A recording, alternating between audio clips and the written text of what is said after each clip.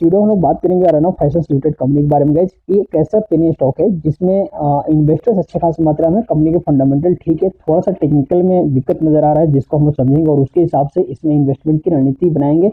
और साथ में यदि इस कंपनी में किसी का पहले से इन्वेस्टमेंट है तो उसको क्या करने की जरूरत है उस पर भी बात होगी। चलिए शुरुआत हमेशा की तरह शुरू करते हैं अरनव फैशंस लिमिटेड को समझते हैं। अरनव फैशंस लिमिटेड की यदि हम लोग काम की बात करें तो आप देखेंगे सबसे पहले ये कंपनी टेक्सटाइल के सेक्टर में आपको कामकाज करते हुए नजर आएगी। एक ही बिजनेस में काम करती है जो टेक्सटाइल का बिजनेस है, और हम सभी जानते हैं कि भारत में टेक्सटाइल का बिजनेस काफी तेजी से ग्रो कर रहा है और जो हमारे देश की सरकार है उसकी भी मंशा है कि जो टेक्सटाइल इंडस्ट्री भारत में उसको दुनिया में नंबर 1 बनाया जाए। तो इसलिए जो टेक्सटाइल सेक्टर में काम करने वाली कंपनियां होती है उसके ऊपर मैं ज्यादा फोकस करता हूँ, क्योंकि ओवरऑल जब किसी इंडस्ट्री का ग्रो होगा तो उसमें जो काम करने वाली कंपनियां हैं उनके भी वो भी ग्रो करेंगी और उनके शेयर प्राइस में भी आपको तेजी देखने को मिलेगी। इसलिए यदि इस तरह की कंपनी में सही समय पर हम इसमें अपना इन्वेस्टमेंट कर लेते हैं तो आने वाले समय में जब शेयर प्राइस बढ़ेगा तो हमें अच्छी खासी मुनाफा होगी। तो चलिए काम तो हम समझिए, काम काफी बढ़िया है। अब फंडामेंटल को समझते हैं। तो मार्केट कैप देखेंगे तकरीबन 130 करोड़ के आसपास कंपनी का वैल्यूएशन है, और इसका जो पी है सामान्यतः पेनी स्टॉक में पी नदारद होता है, दिखता नहीं है, तो पी हमें कुछ खास मायने नहीं रखता। हम लोग जब कंपनी का चार्ट देखते हैं, जब टेक्निकल एनालिसिस करते हैं तो वहां पर मैं बताता हूं कि कहां पे यदि आपको एंट्री लेना है, एग्जिट करना है, तो ये सब सारी चीजें हम चार्ट पर समझते हैं। तो इसलिए पी कुछ खास मायने हमारे लिए नहीं रहता। अब देखिए स्टॉक का प्राइस देखेंगे ना 30 रुपए के आसपास चल रहा है, और स्टॉक का जो बुक वैल्यू है 41 रुपए के आसपास, यानी कि बुक वैल्यू से कम है कंपनी का शेयर प्राइस। ये निगेटिव बात है। बुक वैल्यू से हमेशा जो कंपनी का करेंट प्राइस होता है, जो शेयर प्राइस होता है, वो ज्यादा होना चाहिए। और जब आप कंपनी का रिटर्न ऑन इक्विटी और आरओसी देखेंगे तो यह भी आपको प्लस में नजर आएगा, माइनस में नहीं। हालांकि आरओई थोड़ा कम है, ये जब शेयर के प्राइस बढ़ेगा और फंडामेंटल थोड़ा बेहतर होगा तो आरओई और मजबूत हो जाएगा। और आरओई जितना मजबूत है उतना अच्छा होता है, क्योंकि इसका मतलब होता है रिटर्न ऑन इक्विटी, यानी कि आपके इन्वेस्टमेंट पर कितना रिटर्न निकाल कर देगा वो ये डिसाइड करता है। तो तकरीबन 0.25% है, इतना परसेंट रिटर्न तो आपको एक साल में मिल ही जाएगा, ये तो फिक्स है। लेकिन यही यदि 0.25% से मान लीजिए 2% होता तो आपकी इन्वेस्टमेंट को साल भर में 2% रिटर्न मिलता। इसलिए ये ज्यादा होना जरूरी है, और जैसे मैं बताया समय के साथ ये ज्यादा हो जाएगा।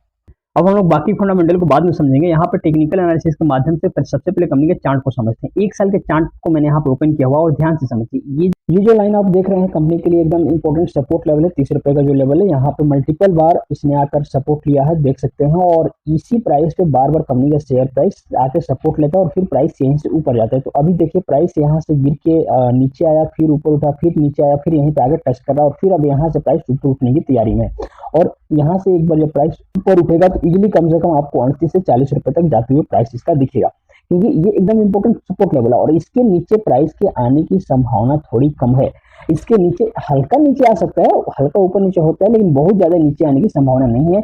और मेरा ऐसा मानना है, एक्सपीरियंस भी कुछ मायने रखता है, कि ये चीज अब यहाँ से नीचे नहीं आएगी, क्योंकि ऑलरेडी काफी नीचे आ गया, और यहाँ से प्राइस इस पर थोड़ा सा समय बिताएगा, इस सपोर्ट पर समय बिताएगा, फिर प्राइस ऊपर निकलेगा। तो जैसे मैंने बताया कि आपको इजिली 38 से 40 रुपए तक आपको प्राइस जाते हुए दिखेगा। शॉर्ट टर्म में आपको 38 से 40 रुपए तक जाने के लिए इसमें तैयार रहना है, लेकिन अभी न्यू एंट्री इसमें नहीं लेना है। न्यू एंट्री कब लेना है? जब प्राइस यहाँ से ऊपर उठने लगे और कम से कम इस 32 रुपए के लेवल को ऊपर निकाले, क्योंकि यहाँ पे देखेंगे तो 32 रुपए के लेवल के लिए ये एक रेजिस्टेंस का काम करेगा। इसलिए जब 32 रुपए के लेवल के ऊपर प्राइस निकले तो आप यहाँ पे बेसिक एंट्री ले सकते हैं। और शेयर मार्केट में हमेशा वही पैसा लगाना चाहिए, चाहे आपको कितना भी कॉन्फिडेंट हो, जो डूब जाए तो आपको तनाव नहीं हो। तो आप रिस्क लेना चाहते हैं तो यहाँ पे रिस्क ले सकते हैं 32 रुपए के आसपास। जब आप कंपनी का बैलेंस शीट देखते हैं तो यहाँ पर आप देखते हैं कि कंपनी का जो डेब्ट है वो आपको कम होते हुए दिखा है। पिछले कुछ क्वार्टर्स में कंपनी के डेब्ट कम हो रहा है, और जो कंपनी का जो रिजर्व होता है, यानी कि जो कैश पैसा होता है कंपनी के पास, वो आपको बढ़ते हुए दिख रहा है। तो ये एक अच्छा साइन है, ये मतलब माना जाएगा। इससे ये प्रतीत होता है कंपनी का जो फंडामेंटल है वो फंडामेंटल कंपनी का मजबूत हो रहा है। और कंपनी का फंडामेंटल मजबूत होगा तो जैसे मैंने बताया कि शेयर प्राइस बढ़ेगा, और साथ में जो कंपनी का आरओई है वह भी आपको ज्यादा हो जाएगा। तो इसलिए ये स्टॉक को आप अपने वॉच लिस्ट में ऐड करके रख सकते हैं, और जो लेवल मैंने बताया उस लेवल पर आप ध्यान रख सकते हैं। इसमें देखेंगे तो जो कंपनी के प्रोमोटर्स हैं, प्रोमोटर्स की हिस्सेदारी भी तकरीबन 72% से ज्यादा है। ये भी काफी कमाल की बात है, यानी कि ओवरऑल जो चीजें इसमें होनी चाहिए वो सारी चीजें इसमें है। इसमें आपको मैं इसलिए कह रहा हूँ कि टेक्सटाइल सेक्टर में काम करने वाली कंपनी पर नजर बना कर रखेंगे, कोई ना कोई स्टॉक जरूर चलेगा। अरनव फैशंस लिमिटेड के बारे में जितनी भी जरूरी जानकारी थी मैंने आपको बता दी है। उम्मीद करता हूँ आपको जानकारी समझ में